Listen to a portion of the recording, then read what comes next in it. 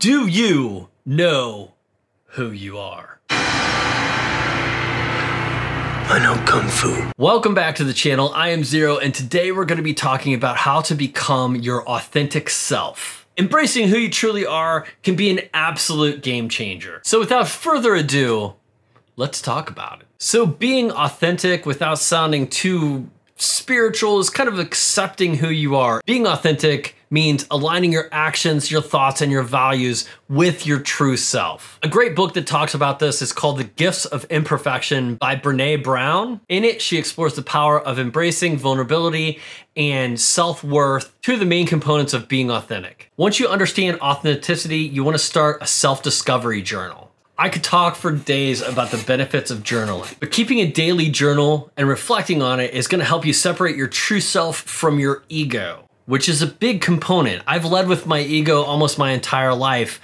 just not realizing that there's a true self behind that ego. Check out a book called The Power of Now by Eckhart Tolle. I'm probably butchering that, I'll put it down here, but it's must read when it comes to self-discovery. Overcome the fear of judgment. You get judged daily. Whether you want to believe it or not, you do.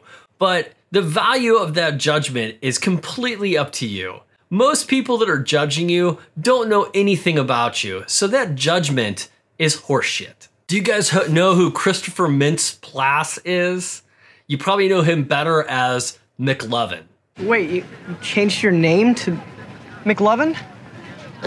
One of that guy's really outstanding characteristics is that he just really doesn't care what you think of him. To the extent where Jonah Hill kind of didn't want him to be on Superbad because he felt like Christopher was one-upping him in the comedy department. But the fact that Jonah Hill got flushed with Christopher just added to the comedy and the overall success of the film. Kind of in that same department is embrace your imperfections. Not everybody's perfect.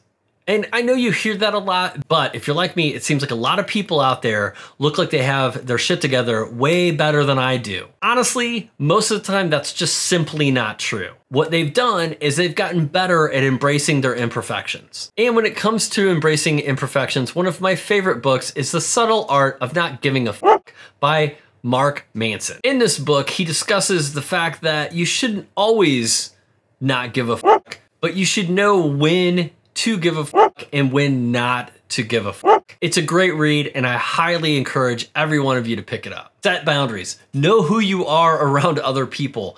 I know that that kind of seems like it should be a no-brainer, but a lot of people don't know who they are in the relationship. You set boundaries so you know how to communicate needs. You can say no without feeling guilty, and it helps create healthy relationships when you're being true to yourself. Authenticity really becomes apparent when we prioritize our own well-being. And just to round everything up, the first thing you want to do is understand authenticity. The second thing you want to do is keep a self-discovery journal. Next, overcome the fear of judgment. Who gives a damn what they say? Also, make sure to embrace your imperfections. Your imperfections make you who you are. And don't forget to set boundaries. There's nothing wrong with being a people pleaser, but you need to understand your own self-worth as well. All right, guys, and I hope this helps you become your authentic self and a little bit closer to becoming a modern day ace. Now, I'm out of here. Whoop!